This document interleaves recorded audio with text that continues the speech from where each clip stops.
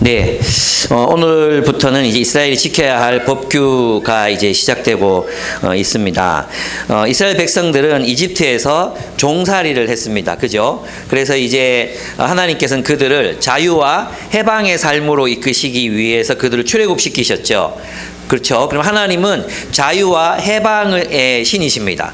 인간에게 자유와 해방을 주시는 신이십니다. 그러면 이 율법은 무엇을 반영해야 되겠습니까? 우리 인간의 자유와 해방을 반영하는 하나님의 정의와 공의의 법이 되어야 하는 거죠. 그죠? 그런데 이제 이 문제가 뭐냐면 이 법이 너무 오래됐다는 겁니다. 우리가 적용하기에는 너무 오래됐어요. 그죠? 우리는 농경사회를 살지도 않고 소 끌고 농사 짓는 사람도 별로 없고 소에게 바쳐 죽은 사람, 개에게 물려 죽은 사람은 많은데 소에게 바쳐 죽은 사람도 없기 때문에 이 율법을 우리가 어떻게 해석할 것인가에 문제가 있습니다. 그러면 이 모세의 율법은 완전히 우리 시대에 필요 없어지는 것인가? 이런 질문들이 이제 떠오르게 되는 것이죠.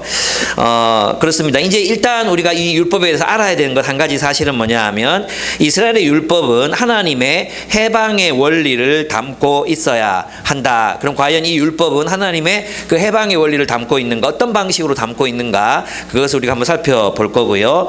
그 다음에 하나님의 말씀은 그래서 이제 하나님의 말씀은 뭐냐 하면 하나님의 정의와 공의가 그 시대적인 상황에 맞게 실현되어야 한다는 것입니다. 그래서 이 본문을 보면은 예수님께서는 옛 계명에는 이르기를 그러나 나는 너희에게 말하노니 이렇게 해서 그 1500년의 시간을 뛰어넘어서 그 율법의 정신을 그 시대에 적용했잖아요. 마찬가지로 우리도 우리 3500년 4000년 전에 이 율법을 오늘 우리 시대에 적용하려면 해석이 필요한 거죠. 해석. 무슨 말인지 아시겠죠? 그래서 잘 해석해서 우리 시대에 하나님의 그 율법의 정신을, 해방과 자유의 정신을 어떻게 적용할 것인가? 이것은 이제 우리가 이 본문을 어떻게 해석하느냐에 따라 달려 있다는 겁니다. 그렇습니다. 그래서 그 당시 사회를 보면 노예 제도가 현실적으로 존재하고 있었고 또 가부장 제도가 그들의 사회를 지배하는 주된 사회적인 어떤 기축 문화였다고 이렇게 할 수 있습니다. 가부장 제도가 보편적으로 받아들여지고 있었습니다.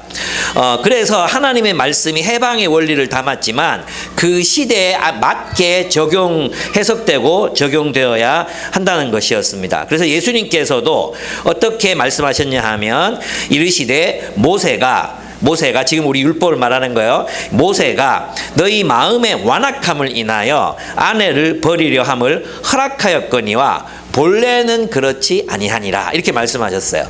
그래서 이 율법이 그 시대적 한계 속에서 그 시대를 초월해서 하나님의 자유와 해방의 원리를 공표하는 것이 되어야 했기 때문에 그 시대성을 벗어나서 이 율법이 선포된 것이 아니라는 거죠.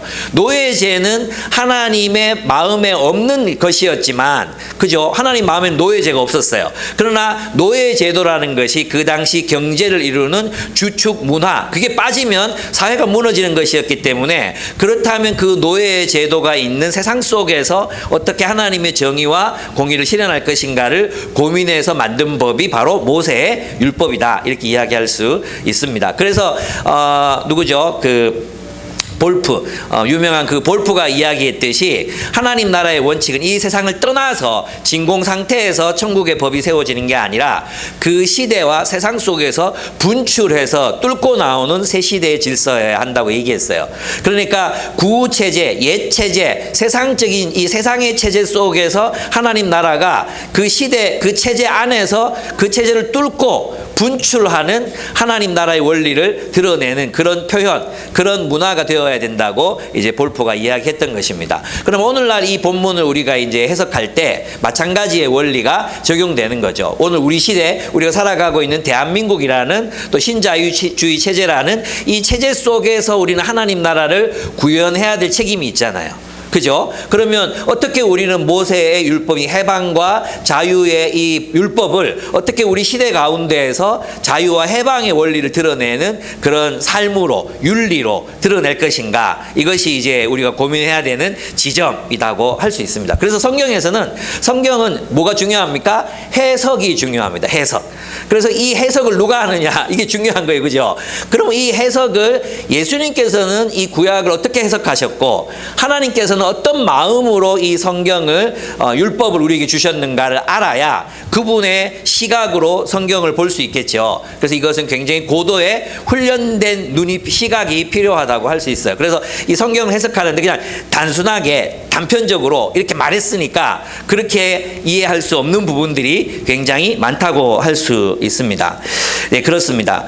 그렇습니다. 그래서 우리가 농경 시대도 아닌 21세기 디지털 또 AI 시대를 사는 우리에게 이 출애굽기 말씀을 통해서 우리가 알아야 될 것은 과연 무엇이겠습니까? 유발 하라리는 그렇게 얘기했어요.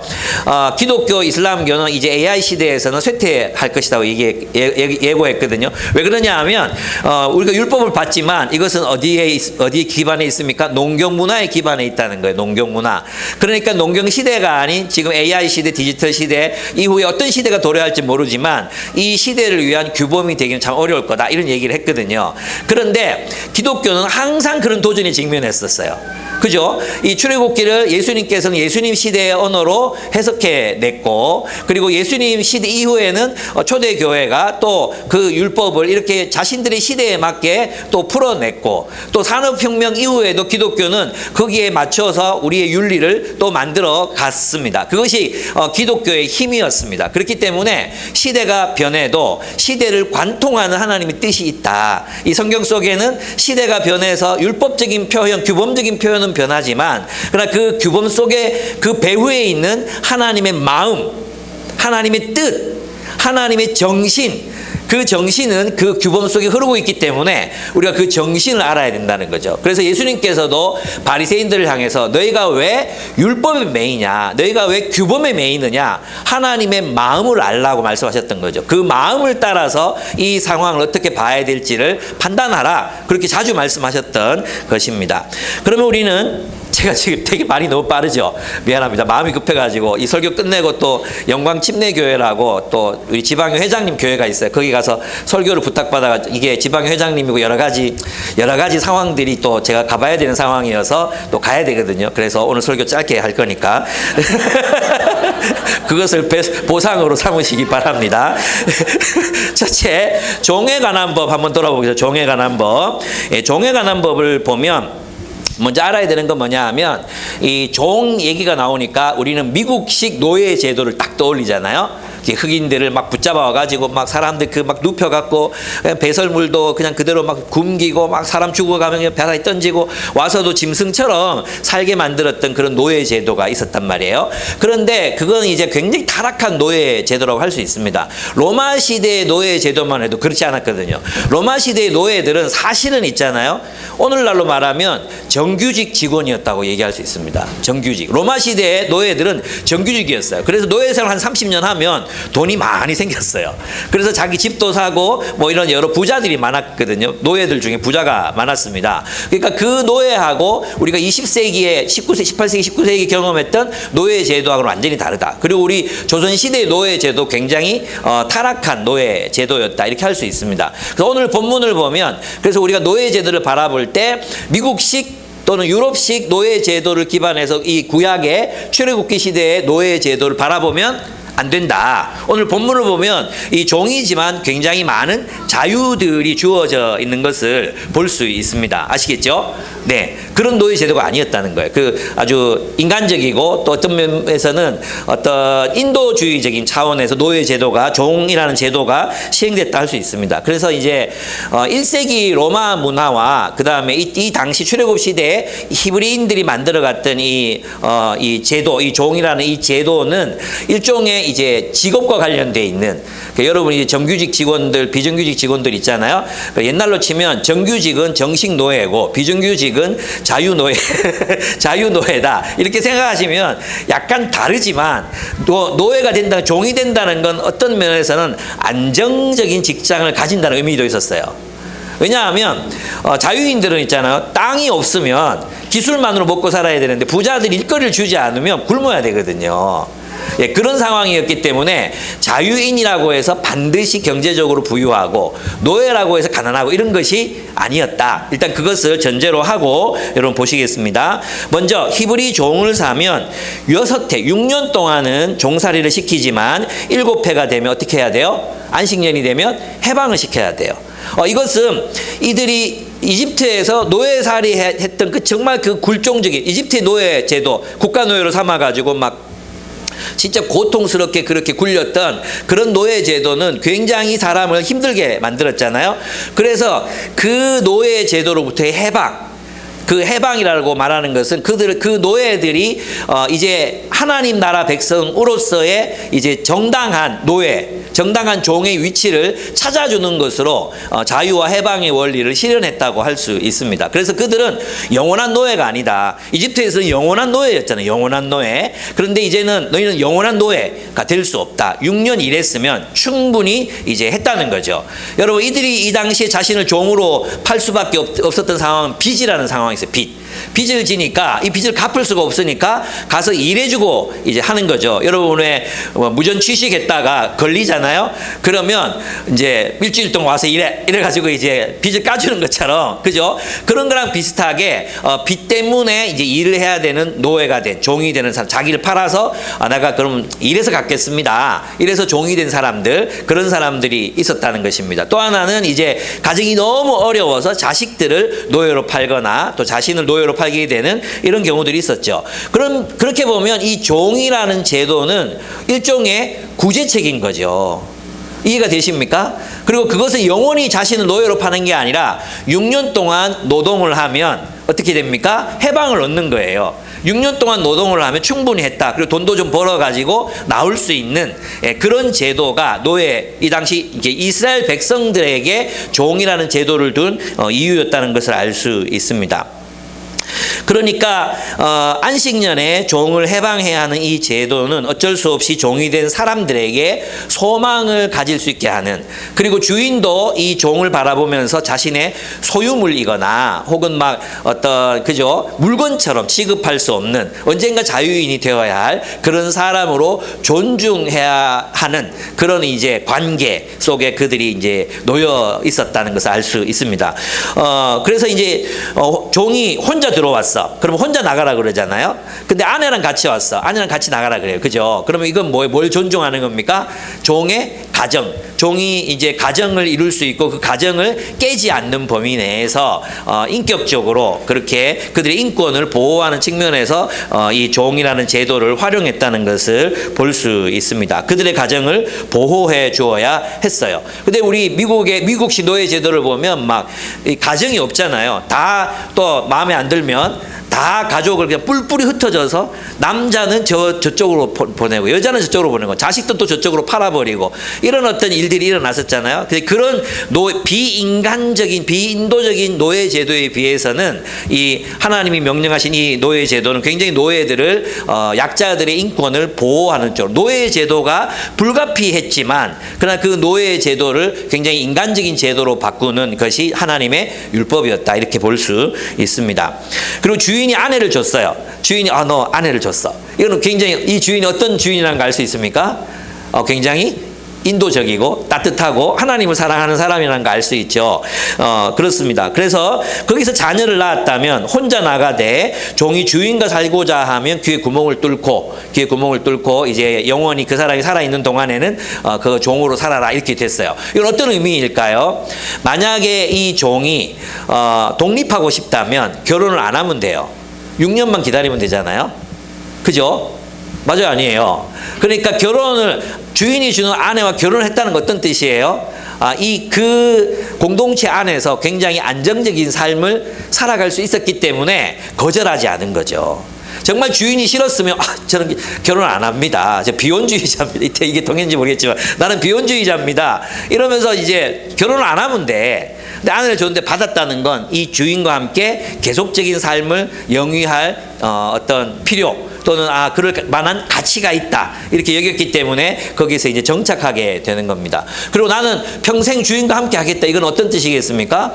나는 이 주인과 함께 평생 같이 살아도 좋습니다. 그리고 이 집에서 일하면서 살아도 좋습니다. 전 너무 행복합니다. 이런 경우잖아요. 그래서 노예의 자발적인 의사에 의해서 그 집에서 이제 노동자로 살게 되는 그런 케이스를 이제 말한다고 할 수 있습니다. 아내까지 구해줬는데 이 종을 위해서 주인이 굉장히 사랑하면서 돌봤지 않겠습니까?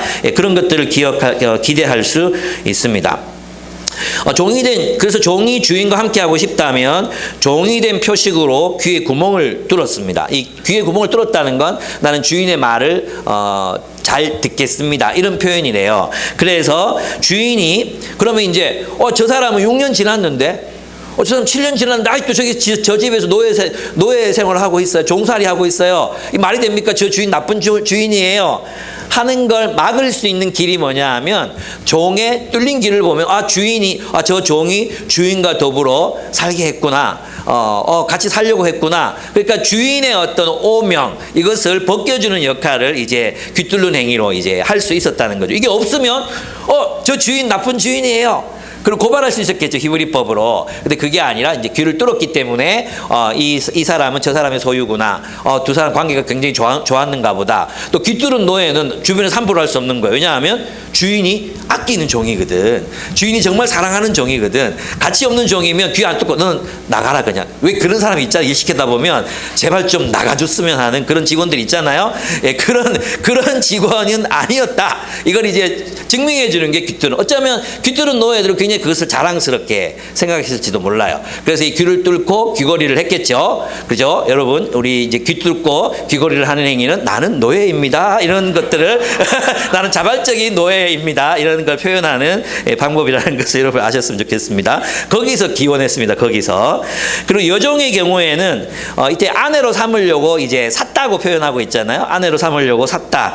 그랬을 때 여자가 근데 데리고 와보니까 여자가 마음에 안 들어. 내보내고 싶어. 그럴 때는 몸값을 얹어서 이 몸값이 굉장히 비싸거든요. 근데 그 몸값을 얹어서 내보내야 된다. 아버지 왜냐하면 살아야 되니까. 그죠? 이제 아내를 삼으려고 왔는데 다시 이제 이 빠꾸 시키면 이 사람 어디 가서 먹고 살 수가 없잖아요. 그러니까 몸값을 지불하고 이 몸값이 굉장히 많은 돈이었기 때문에 데려갔으면 그냥 책임지고 살아라. 이런 의미가 여기에 포함되어 있다고 할 수 있습니다. 웬만하면 데리고 살아야 합니다. 외국 사람에게 판다는 것은 이 사람을 완전히 물건 취급하는 거예요. 외국에서는 6년 동안 일하고 또 이 해방시킨 이런 법이 없었어요. 그냥 영구 노예인 건 영구 노예. 그리고 외국의 노예 제도, 이스라엘 노예 제도가 달랐기 때문에 굉장히 한 여자를 굉장히 이건 인신매매와도 같은 그런 일이었어요. 그래서 절대 팔면 안 된다라고 규정을 하고 있습니다. 그렇죠. 그러니까 사람 물건 취급하면 안 된다. 하나님의 백성은 종이라 할지라도 그 종을 어떻게 대해야 된다고요? 인격적으로 대우해야 한다는 것이었습니다. 종이라 할지라도 인격적으로 대우해야 한다. 이것이 그들이 이제 만들어 가야 했던 문화였어요. 그래서 이제 이스라엘 율법은 어떤 법규 이게 아니에요. 법규가 아니고 욕 아니에요. 법규가 아니고 이건 뭐냐 하면 이 율법을 통해서 그들의 문화가 하나님을 섬기는 문화로 바뀌어가는 양육의 어떤 준칙들이었다. 어떤 우리가 얘기했잖아요. 루틴이 있어야 우리의 인격이 형성되듯이 규범이 있어야 된다 그랬죠. 바운더리 있어야 된다 그랬잖아요. 하나님께서 이 바운더리를 하나님 백성에게 주신 이유는 하나님의 인격, 하나님의 성품을 반영하는 정의롭고 공의로운 백성들로 그들을 양육하는 데 필요한 일종의 교훈이자 가르침이자 규범이었다는 겁니다. 그래서 이 규범 뒤에 있는 하나님은 노예들이라 할지라도 종이라 할지라도 함부로 대할 수 없고 그들을 물건 취급할 수 없고 그들을 자유롭게 하고 해방하는 것 그것이 하나님의 마음에 있었던 정신이었다. 이걸 알고 이스라엘 나라를 그런 문화로 만들어 가야 했다는 거예요. 네, 아시겠죠? 그래서 이것은 하나님과 연결되어 있다는 것을 우리가 알 수 있습니다. 그러면 이것이 우리들에게 이제 아이를 가르치는 우리들에게 이제 약간 암시하는 건 뭐냐 하면 아이들에게 규범이 있어야 된다는 거예요. 아이들에게 규칙이 필요하다는 거예요. 그 규칙 안에서 그 규칙은 과연 우리 아이들을 하나님의 백성의 성품을 훈련할 수 있는 규범인가? 이걸 생각해 봐야 돼요. 사람을 돌보고 형과 동생이 서로를 존중하고 부모님을 아주 예우하고 또는 생명을 돌보고 자신의 일에 책임을 지고 이런 그냥 하지 마, 이 새끼야. 이런 게 아니라 아이들이 그 규범 안에서 자유와 자유롭고 해방하는 삶, 자유로운 삶을 살아갈 수 있도록 우리가 그들이 사랑의 삶을 훈련할 수 있는 그런 규범을 우리 아이들에게 주고 있는가? 이것들은 이제 우리가 한번 생각해 볼 필요가 있는 거죠. 네. 그래서 쓸데없이 높은 기준이라든지 이게 아니라 서로를 돌볼 수 있는 규범, 가정 규례로 그 규칙들이 각 가정마다 필요하다고 할 수 있습니다. 네, 그렇죠. 여종을 아들에게 주려고 샀으면 뭐라고 해요? 딸처럼 대해야 된다. 이 부분 너무 좋지 않습니까? 그러니까 여종을 사는데 아들의 며느리를 삼으려고 이 딸을 사는 경우도 있었다.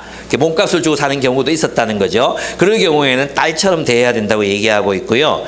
아내를 두고 사서 아내를 삼았는데 또 다른 아내를 구하고 이게 참 인간의 욕심인데 첫 아내에게 먹을 것, 입을 것, 부부관계를 끊어서는 안 된다. 이런 놈들이 있었나 봐요.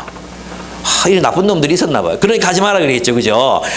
그렇습니다. 그래서 이것을 하지 않으려는 경우에는 몸값 없이 그냥 그 여자를 해방시켜 줘야 한다 그랬어요. 근데 이 율법이 악용돼요. 그냥 내보내면 되잖아요. 그죠? 아내 된 사람들을 내보내면 되니까 그냥 내보내도 아무런 책임이 없잖아요. 그 자유를 준다는 명목으로. 이것은 그래서 하나님의 어떤 마음을 이해할 수 없으면 굉장히 곡해될 수 있는, 그래 법으로만 이해하면 절대 행할 수 없는 게 하나님의 법이다, 이렇게 이해할 수 있습니다. 그러면 이 단락에서 우리가 알 수 있는 건 무엇입니까? 하나님의 율법은 누구를 보호하기 위한 법이에요? 약자를 보호하기 위한 법이었다. 이 본문에 보면은 다 나오는 게 뭐예요? 누구에게 유리해요? 종들에게 유리한 법이에요. 가진 자들의 욕심으로 하면 절대 이룰 수 없는, 계속 종으로 붙잡아 놓고 싶겠죠. 그죠? 그리고 아무런 몸값 없이 내쫓고 싶겠죠. 그죠? 그런데 그렇게 하면 안 된다는 게 이스라엘의 율법이었습니다. 그래서 약자를 돌보는 것이 하나님 백성의 문화, 하나님 나라에선 드러나야 될 문화였다는 것을 알 수 있습니다. 그러므로 우리도 하나님의 백성들이 우리 교회 공동체를 통해서 사회적 약자들이 보호를 받을 수 있는 문화, 제도를 만들어 가야 합니다.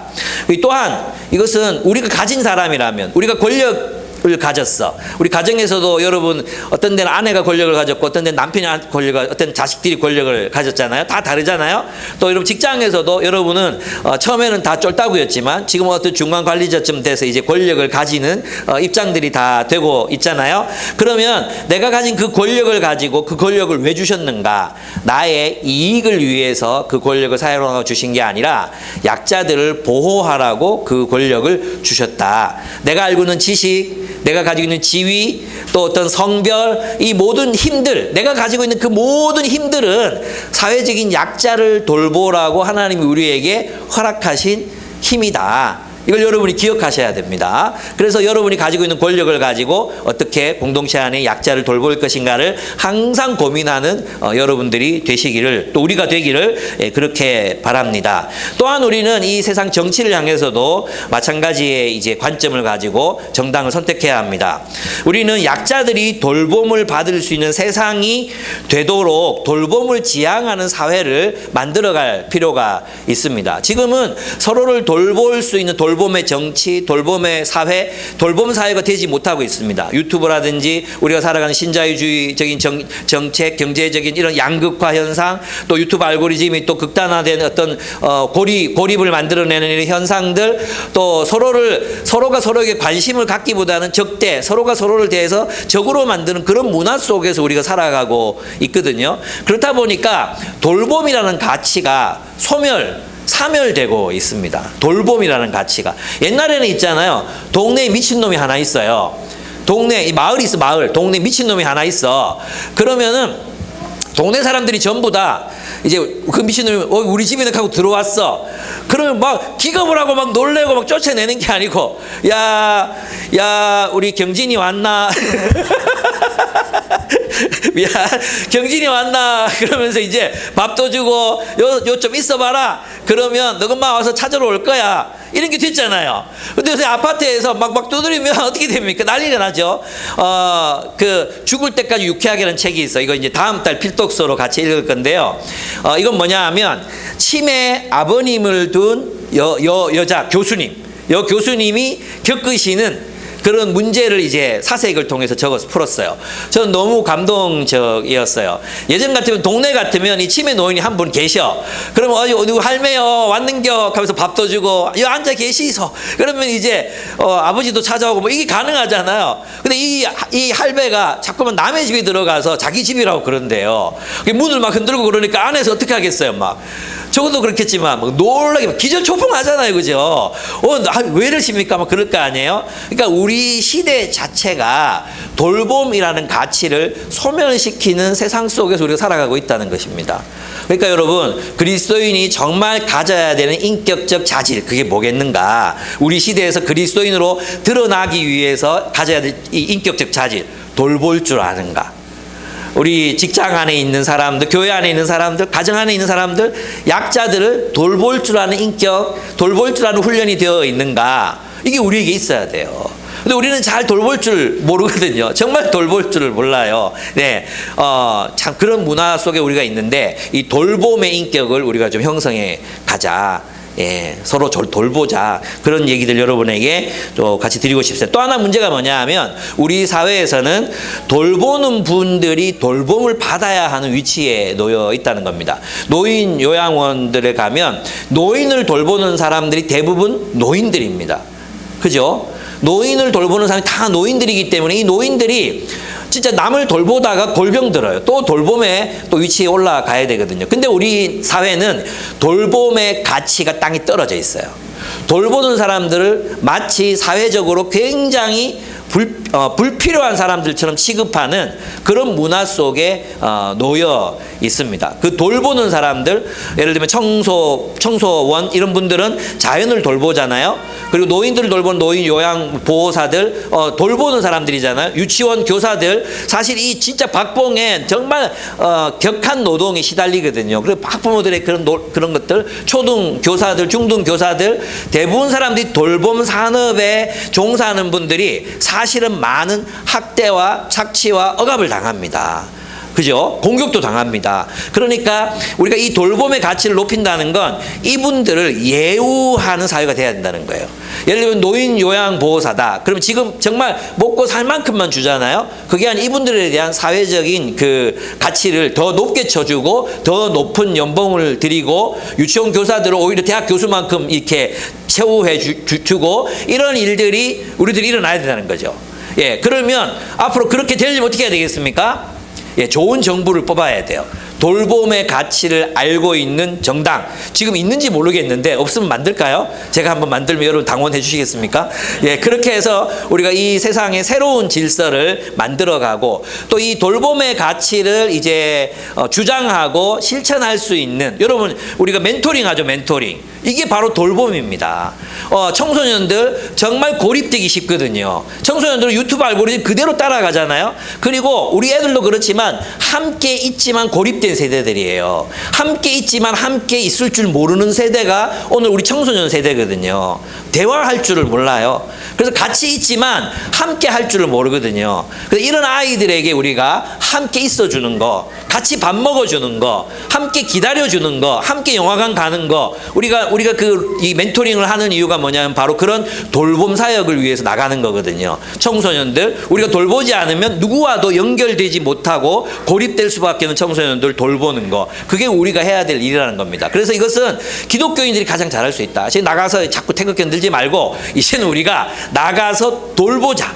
어쩌면 저 이제 나가는 노인분들도 누가 안 돌봐줘서 그럴 수 있어요. 그래서 우리가 어떻게든 그분들도 잘 돌보고 그럴 필요가, 그래서 더 이상 이렇게 고립되거나 극단적으로 가지 않도록 우리가 이 세상을 조금 더 부드럽게 친절하게 그렇게 만들어가는 역할들을 기독교인들이 우리가 감당해야 된다.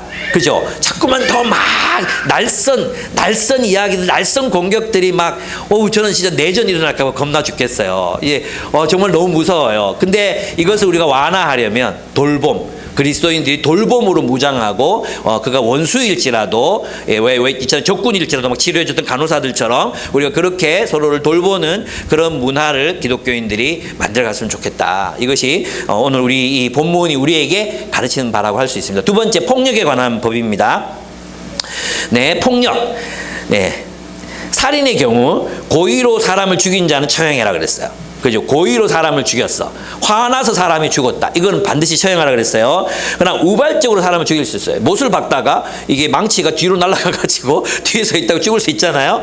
그랬을 때는 우발적으로 사람을 죽인 사람은 빨리 도피성으로 달려가가지고 쩐! 이렇게 하면 이 사람은 거기서 보호받으면서 살아갈 수 있었습니다. 부모를 때린 자, 저주하는 자도 사형에 처해야 된다. 놀랍지 않습니까? 이게 살인이라는 맥락 속에 들어있거든요. 여러분 생각해 보면 있잖아요. 자신을 저주하는 자녀를 키웠다. 자녀가 나를 저주해. 자녀가 나를 때려. 그 부모로서 나는 어떤 거예요? 죽은 거예요. 그죠? 여기서 생명을 빼앗은 자에게 자의 생명을 빼앗으라는 거잖아요. 부모를 때리고 부모를 저주한 자를 왜 사형에 처하라고 하느냐? 그것은 이미 부모로서 죽은 거예요. 그 부모는 여러분 생각해봐. 여러분 자녀한테 맞고 산다고 생각해봐. 지금은 여러분이 이제 별 실감이 안 나지. 그죠? 근데 지지난달까지만 해도 내가 현은이, 명은이하고 팔씨름 제가 이겼거든요. 아직도 저는 살아 있습니다. 제 근육은. 얘들이 맨날 헬스하고 그러는데도 제가 살아 있습니다. 근데 명은이가 주짓수 학원을 다니기 시작했어요. 이거 실내에서는 불리하다. 조금만 더 지나잖아요. 아이들이 얼마나 크는지 몰라요, 막. 예. 근데 걔들한테 맞고 산다. 이거는 죽은 거죠. 그래서 너희는 부모의 생명을 빼앗았으니 너희는 죽어야 된다. 이 말이에요. 무슨 말인지 아시겠죠? 그죠? 그 다음에 사람과 싸워 다치게 했으면 어떻게 하라고요? 손해를 갚아주고 다 나을 때까지 치료비를 대주어라. 종을 때려서 당일에 죽으면 당일에 죽으면 형벌을 받으나. 이 형벌이 뭐예요? 목숨을 빼앗은 사람은 목숨을 빼앗아요. 그죠? 이 형벌을 말하는 거예요. 그냥 형벌이 아니라 목숨 빼앗은 자는 반드시 목숨을 빼앗는다. 이 말이에요. 그 형벌을 이제 받는다는 거예요. 그러나 하루 이틀 지나면 죽지는 않는다. 이런 뜻이라고 할 수 있습니다. 그 다음에 싸우다가 임신한 여자를 낙태했을 경우에 배상금을 내되 재판관의 판결을 따른다. 여자가 다쳤을 경우 눈으로 이는 이로 동해보호법을 따른다. 이렇게 돼 있죠. 근데 이것도 있잖아요. 굉장히 놀라운 법인 게 뭐냐 하면 함무라비법에는 어떻게 돼 있냐. 함무라비법에는 내가 어떤 남자와 어떤 여자가 싸우다가 이 여자가 낙태를 해버렸어요. 싸우다가 밀었는데 낙태를 했어. 그러면 누가 처벌을 받는지 아십니까? 내가 낙태를 시켰으니까 내가 처벌을 받는 것 같잖아요. 근데 놀랍게도 함무라비법에서는 내 딸이 이 낙태된 자식 대신에 죽어야 되는 거예요. 집에서 놀다가 이 딸내미는 무슨 날벼락이야. 내가 누구랑 싸우다가 밀쳐서 죽었는데 이 낙태가 됐는데 내가 처벌을 받는 게 아니고 내 딸이 처벌을 받는 거예요. 심지어 돈이 많은 사람들은 자기를 대신해서 형벌 받을 사람을 살 수 있었어요. 그 사람을 감옥에 보내거나 사형이라면 그 종을 죽여서 면벌을 받을 수 있었어요. 그게 함무라비법이에요. 그러니까 누구의 권리를 보호해 주죠? 가진 자와 권력자들의 법을 보호해 주는 게 함무라비법. 그 당시 고대 근동의 대부분의 법들이 가진 자와 권력자들의 권리를 보호해 주는 법이었어요. 여러분 동해보호법이 굉장히 원시적이고 무식한 것 같죠. 누가 내 눈 때렸어. 그러면 이제 눈이 멍들었거든. 그러면 이제 판결 받으러 가가지고 네 묶어라. 이래가지고 너 일로 와봐. 제 눈 네가 맞은 만큼만 때려. 이래 때린단 말이에요. 그러면 되게 웃기는 법 같잖아요. 근데 이 웃기는 법이 아니에요. 왜냐하면 여러분 있잖아요. 옛날에 부자들은 있잖아요. 돈으로 다 해결한 거예요. 지금도 마찬가지잖아요. 돈으로 해결할 수 있어요. 돈으로. 근데 이 동해보호법은 뭐냐 하면 돈이 많든 적든 권력이 높든 낮든 중요하지 않아요. 네 눈가리가 중요하면 내 눈도 중요하다. 이거예요. 그러니까 신체적으로 있게 하잖아요. 그거는 당신의 눈이 돈 많은 사람의 눈이 더 소중한 게 아니고 너의 눈이나 나의 눈이나 똑같다. 내 이나 너 이나 똑같다. 무슨 말인지 아시겠죠? 그러니까 여기에는 굉장한 인권적인 원리가 여기 들어있는 거죠. 저는 요즘도 그랬으면 좋겠어요. 요즘도. 돈으로 해결하는 게 아니고 부자들에게 뭐 몇 억 해봤자 그 얼마 차이 안 나잖아요. 그 뭐 교통사고도 그래요. 그죠? 나는 이거 차별적으로 했으면 좋겠는데 그죠? 우리 차는 박살이 나서 차가 없어졌는데 우리 물어줘야 되는 소옥이 되는 경우들이 많잖아요. 이런 것들을 이제 우리에게도 교통수단이 없어졌으니까 뭐 동일하게 우리 교통수단 만들어주고 뭐 이게 꿈입니다. 꿈. 예. 그렇습니다. 그렇습니다. 그래서 종을 때려 눈을 멀게 하거나 이를 부러뜨리면 그 종을 해방시켜 줘야 한다. 여기 이제 세 가지 원리가 있는데 첫째, 사람의 생명은 소중하다는 것입니다. 고의로 사람을 죽일 수 없어요. 실수로 사람을 죽였다고 해도 독수심으로 그의 생명을 빼앗으면 안 된다. 놀랍죠? 그죠? 실수로 내 친척이 누구 때문에 죽었어. 그러면 그 친척들의 마음속에 나도 저 새끼 죽이고 싶다. 이런 마음이 들 거 아니에요? 그죠? 그래서 실수로 사람을 죽인 사람의 생명도 중요하다. 함부로 생명을 빼앗을 수 없다. 이것이 성경의 원리라고 할 수 있습니다. 아까도 말씀드렸지만 사람을 유괴하거나 납치하거나 인신매매를 하는 행위는 그 자체로 그의 삶을 빼앗는 거죠. 맞죠? 그죠? 삶을 빼앗는 거예요. 그죠? 그래서 어떻게 해요? 그 유괴한 사람, 그리고 자신 그냥 납치해서 자기 종으로 삼은 사람 다 죽여라. 이렇게 되는 겁니다. 왜냐하면 생명을 빼앗았기 때문에. 그래서 생명을 빼앗은 자에게는 생명을 빼앗으라고 말씀하시는 것입니다. 뿐만 아니죠. 부모에게 자신을 때리고 저주하는 자식을 두었다는 것은 부모의 생명을 빼앗는 것 같아요. 그러니까 그 자식은 죽어 마땅하다는 것입니다. 그렇습니다. 근데 우리는 이렇습니다. 이 본문을 우리에게 적용한다면 우리는 사람을 예수님이 이렇게 말씀하셨죠. 지극히 작은 소자 하나를 실족해 하면 연자 맷돌, 당나귀가 끄는 맷돌을 목에 걸고 깊은 바다에 빠뜨려야 될 죄다. 이렇게 말씀하셨잖아요. 왜 그래요? 그게 뭐냐 하면 한 사람을 공동체로부터 소외시키고 그가 그 공동체로부터 소속되지 못하게 하고 그래서 실족하게 하는 것. 예, 그것은 뭐냐 하면 그의 생명을 빼앗는 일과 같기 때문에 너희는 절대 그런 일을 하면 안 된다는 거예요.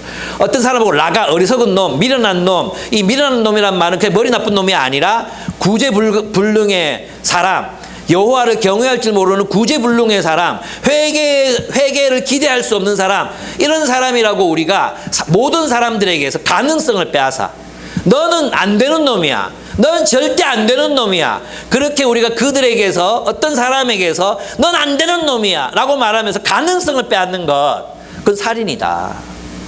그게 살인인 거예요. 공동체로부터 사람을 축출하는 거, 이게 살인인 거예요. 그래서 그런 사람들은 그렇게 하면 안 된다는 거예요. 그래서 그런 사람들은 예수님의 판단에 의해서 살인과도 같은 일을 하는 거라고 얘기하셨던 것입니다. 그렇죠. 그래서 주님은 그런 자들을 연자맷돌을 목에 걸고 깊은 바다에 빠뜨릴 만큼 큰 죄라고 말씀하셨습니다. 우리에게 이런 마음, 넌 안 돼! 이런 마음.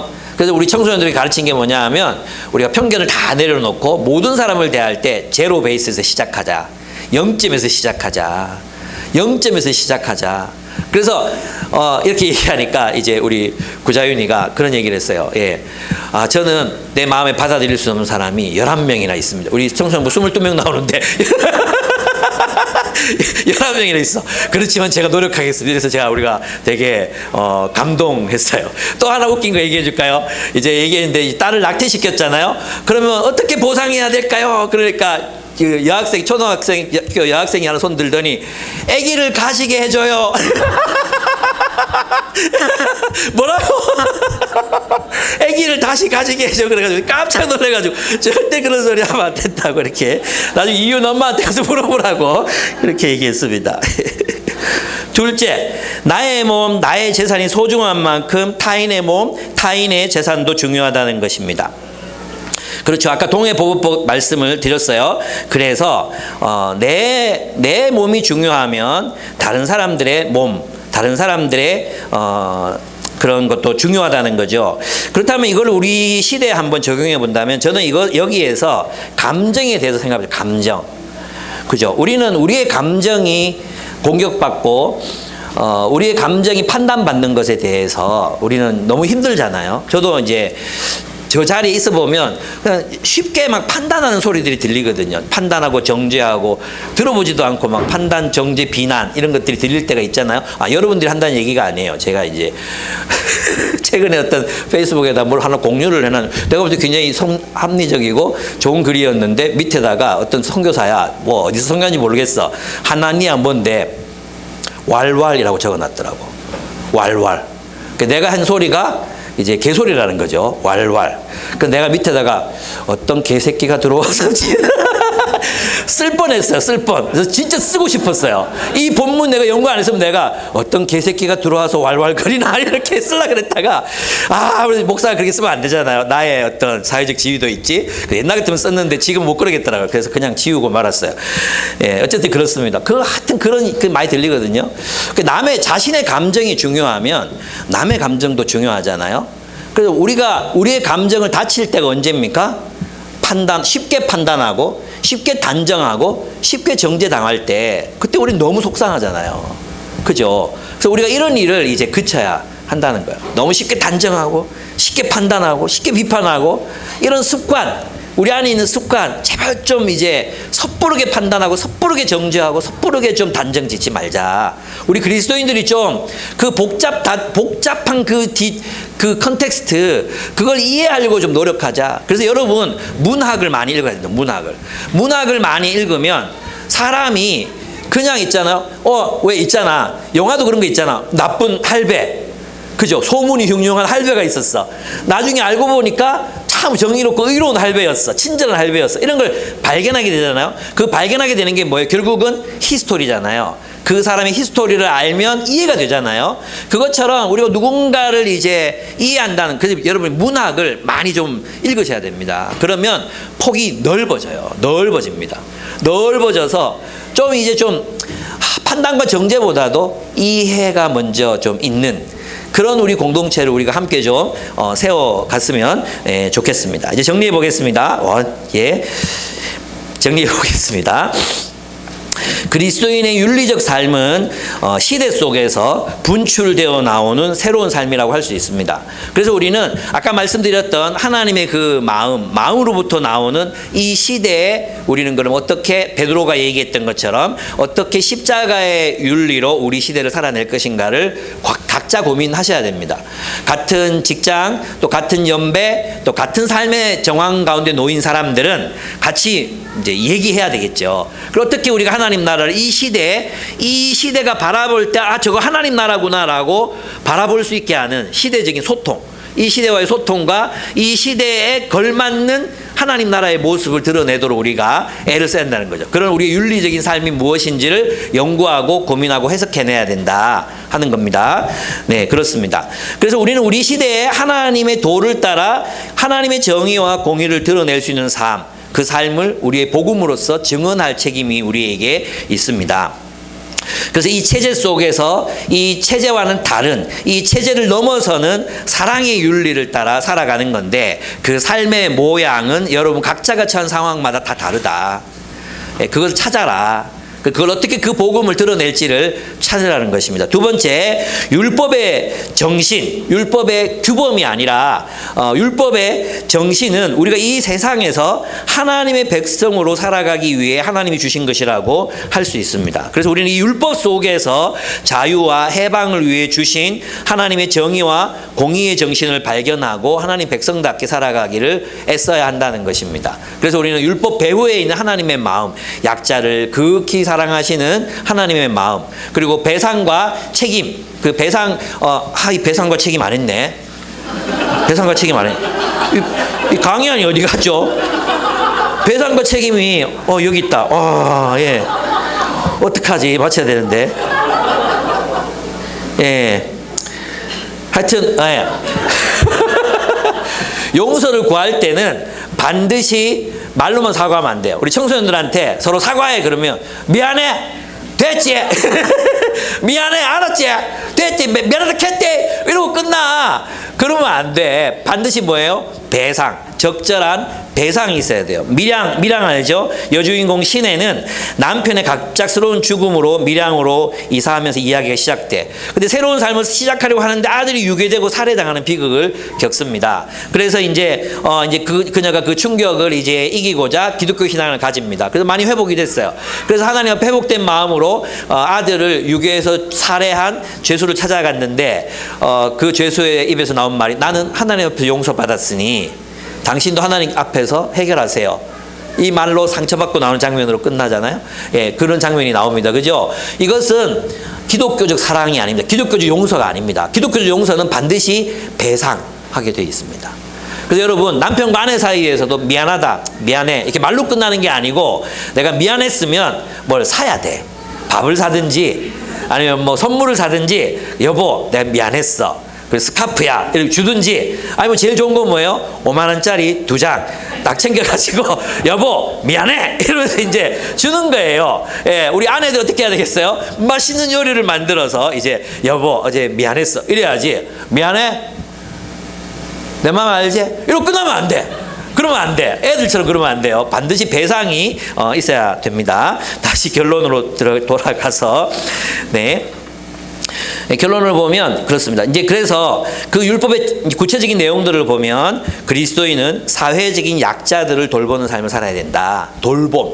이 돌봄의 정신과 가치와 훈련이 우리 안에 있어야 되고, 그리고 이 돌봄의 가치가 실현되는 세상을 우리가 한번 만들어 가보자. 우리 그동안 기독교가 뭔가 아젠다를 만들지 못했어요. 그죠?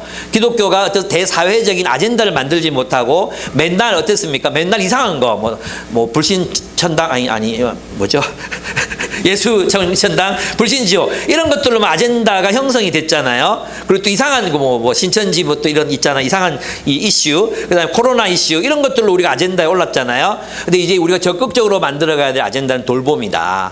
그래서 그리스도인은 세상 우리를 돌보고 이웃을 돌보고 세상을 돌보는 그런 삶을 우리가 살아낼 필요가 있다는 건 여러분에게 말씀드리고, 두 번째는 내 생명이 중요한 만큼 타인의 고통도 중요하다. 그래서 대접받고자 하는 대로 남을 대접하라는 황금률을 따라서 우리가 세상에 살았으면 좋겠다는 겁니다. 그래서 다른 사람의 감정, 고통에 좀 예민하게 반응하는 거죠. 그 다음에 세 번째, 우리는 우리의 실수와 악행에 대해 책임지는 법을 배워야 됩니다. 배상과 책임이에요. 내가 아내에게 많은 손해를 끼쳤어. 그랬으면 갚아야 돼. 그죠? 성실하게 살아야 돼. 그리고 성실하게 살아서 그걸 갚아야 돼. 내가 가정에서 뭐 투자를 잘못했거나 코인 잘못 사가지고 내가 어떻게 피해를 많이 끼쳤어. 그럼 미안하다 이러면 안 되고, 투잡, 쓰리잡, 포잡을 띄면서 갚아야 돼. 그죠? 그래야지. 아닙니까? 맞죠? 그게 사랑이야. 그래서 이런 어떤 책임지는 문화, 돌보는 문화, 약자를 섬기는 문화를 통해서 우리는 하나님 나라가 되어간다. 그런 저와 여러분의 삶이 되기를 축복합니다. 네, 함께 기도하고 마치도록 하겠습니다. 예, 함께 좀 기도하면서 나는 어떻게 살아가고 있는가? 나의 어떤 삶의 모습, 나의 어떤 추구하는 삶의 어떤 모습들은 정말 성경적인 하나님의 율법의 정신을 담은 그런 삶을 나는 살아가고 있는지, 아니면 강자의 정신, 고립의 정신, 막 투쟁의 정신, 이것으로 가득 차 있는 그런 세상의 영향을 너무 많이 받고 있지는 않은지 좀 돌아보면서 말씀 가운데 깨닫게 된 것들을 가지고 기도하도록 하겠습니다. 마무리는 우리 인성 간사님께서 해주시기 바랍니다. 함께 기도하시겠습니다.